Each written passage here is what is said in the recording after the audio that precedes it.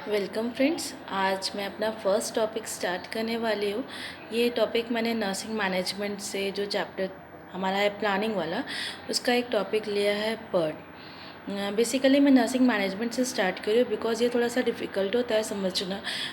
Books में, Google में, everywhere everything is written very clearly, but वो कोई एग्जाम्पल से अगर हम उसको समझ लेते हैं तो कॉन्सेप्ट हमारा क्लियर हो जाता है और एग्ज़ाम पॉइंट ऑफ व्यू से भी हम उसको बहुत अच्छी तरह से लिख सकते हैं। अगर एग्जाम्पल से समझ के लिया हमने, कॉन्सेप्ट समझ लिया, तो अगर उसका डेफिनेशन और ये हमको याद भी नहीं रहा तो भी हम उसको एग्ज़ाम्स में बहुत अच्छी तरह से लिख सकते हैं। तो मैंने जो टॉपिक आज का लिया वो है पर्ट। पर्ट का फुल फॉर्म होता है program evaluation and review technique. Basically PERT मैंने बताया ये प्लानिंग चैप्टर का है, तो ये एक टाइप है प्लानिंग करने का। ठीक है, प्लानिंग हम क्यों करते हैं? अपने ऑब्जेक्टिव्स को अचीव करने के लिए। तो अगर हम पर्ट टेक्निक फॉलो करके प्लानिंग करते हैं तो हमने अपने ऑब्जेक्टिव्स को अचीव तो करते हैं, बट उसके साथ हमको बहुत सारी चीज़ें और भी पता होती है। इसमें हम लोगों को एक्सप्लेंड होती है, जैसे कि किसी भी एक्टिविटी को करने के लिए कितना दिन लगेगा, कितना टाइम लगेगा, कितना बजट लगेगा, क्या सीक्वेंस रहेगा उसका, और वो जो भी सीक्वेंस हमने डिसाइड किया है वो सीक्वेंस, ईच सीक्वेंस को कितना टाइम लगेगा और कितना बजट लगेगा, ये हमको पर्ट में पता चलता है। ठीक है, तो अभी मैंने क्या बताया, पर्ट क्या होता है? Program evaluation and review technique, ये इसका फुल फॉर्म होता है। इसके नाम में लिखा है कि प्रोग्राम को इवेलुएट करना है, program evaluation and review technique. कोई भी आपने प्रोग्राम मीन्स कोई भी एक्टिविटी है, कोई भी एक्टिविटी को हम प्रोग्राम बोलते हैं ना। कोई भी काम, उसको अगर आपने स्टार्ट किया तो इवेलुएट तो करना ही पड़ेगा डेफिनेटली कि वो काम कंप्लीट हुआ है कि नहीं। अगर आप उसको इवेलुएट करें इट मीन्स आप उसको रिव्यू कर रहे हैं। वो टेक्निक है हमारी पर्ट। ठीक है, इसमें सबसे इम्पोर्टेंट चीज़ जो है उसको मैंने ऐसे शॉर्ट किया था, IDCEDU। इतनी ही चीज़ें अगर आप पढ़ लेंगे या समझ लेंगे तो पर्ट ख़त्म हो जाता है उसमें। तो आई स्टैंड फॉर आइडेंटिफाई। क्या चीज़ को आइडेंटिफाई करना पड़ेगा? सबसे पहले आपको ये पता होना चाहिए कि आपका काम क्या है, आइडेंटिफाई करना है। अगर आपको आपका काम पता चल गया तो अब आपको डी फॉर डिटरमाइन करना है। डिटरमाइन क्या चीज़ को करना है? इसका काम को करने का प्रॉपर सीक्वेंस क्या है। ये जो भी आपने सपोज़ एक भी XYZ काम लिया है उसको अचीव करना है तो उसका क्या क्या सीक्वेंस है, पहले आपको ये करना पड़ेगा, सेकंड स्टेप में ये करना पड़ेगा, थर्ड स्टेप में ये करना पड़ेगा, ये आपको डिटरमाइन करना है। ID then C stand for construct. क्या कंस्ट्रक्ट करना है? आपको क्रिटिकल पाथ तैयार करना है।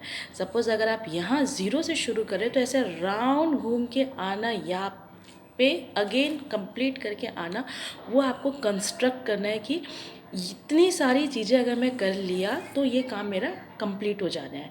तो IDC। अगेन मेरा आता है ई स्टैंड फॉर एस्टिमेट। आपको ये काम करने के लिए कितना बजट लगेगा, कितना पैसा खर्च होगा, इसको हम बोलते हैं estimate. Then D stand for again determine. इस समय आपको क्या डिटरमाइन करना है?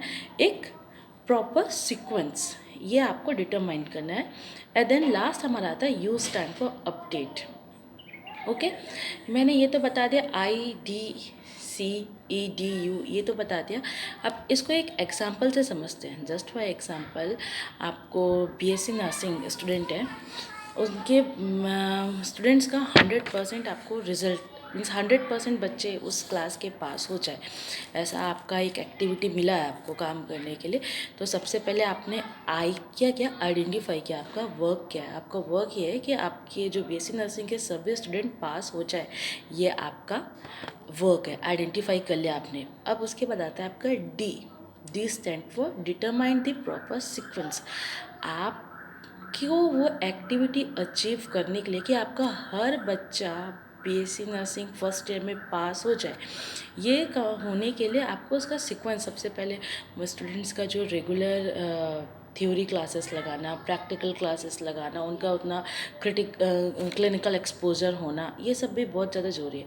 तो आप सीक्वेंस लगाते हो ना कि 2 महीने की ड्यूटी जाएंगे स्टूडेंट, फिर 1 महीना ये क्लास अटेंड करेंगे, फिर उनका समर वेकेशन होएगा, फिर उनका हाफ ईयरली एग्ज़ाम्स होएगा, ऐसा जो ये सीक्वेंस है, कब उनका पीटीएस होएगा, कब उनका एनुअल एग्ज़ाम कब होएगा, this all are the sequence. ये सारा सीक्वेंस अगर स्टूडेंट फॉलो करते हैं, अगर ये स्टेप से गो थ्रू होते हैं, तो उनको सारा नॉलेज पता होगा और 100% उनका रिजल्ट एक्सपेक्टेड हम कर सकते हैं। Then construct the network diagram. अभी तो आपने एक आइडिया बताया कि एक स्टूडेंट्स का आपका प्रैक्टिकल एग्ज़ाम्स होएगा, थियोरेटिकल एग्ज़ाम्स होएगा, इतने दिन स्टूडेंट्स क्लिनिकल जाएंगे, 2 सप्ताह मेल वार्ड में रहेंगे, फिर फीमेल वार्ड में रहेंगे। ये जो आपने बताया ये तो आपने ऐसे थियोरेटिकल बताया। अब आपको सी फॉर कंस्ट्रक्ट करना पड़ेगा। हम क्या कंस्ट्रक्ट करेंगे इसमें? हम लोग मास्टर रोटेशन प्लान, जो हमारा मास्टर रोटेशन प्लान होता है वो हमने कंस्ट्रक्ट किया। कंस्ट्रक्ट अ प्रॉपर सीक्वेंस, उसमें हमारा पूरा लिखा रहता है कि जनवरी से फरवरी में स्टूडेंट क्या करेगा, मार्च अप्रैल में क्या करेगा, मई जून में क्या करेगा। तो आपने ये नेटवर्क डायग्राम बना लिया, कंस्ट्रक्टर नेटवर्क डायग्राम। अब ई स्टैंड फॉर टाइम। हर एक चीज़ के पीछे कि 1 महीने का क्लिनिकल है, फिर 2 महीने का थ्योरी है, फिर 2 महीने का क्लिनिकल है, फिर उसके बाद लीव है। ये हर चीज़ के पीछे उसका एक टाइम है।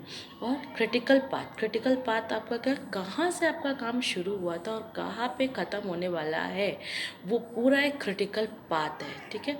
उसके बाद अपडेट।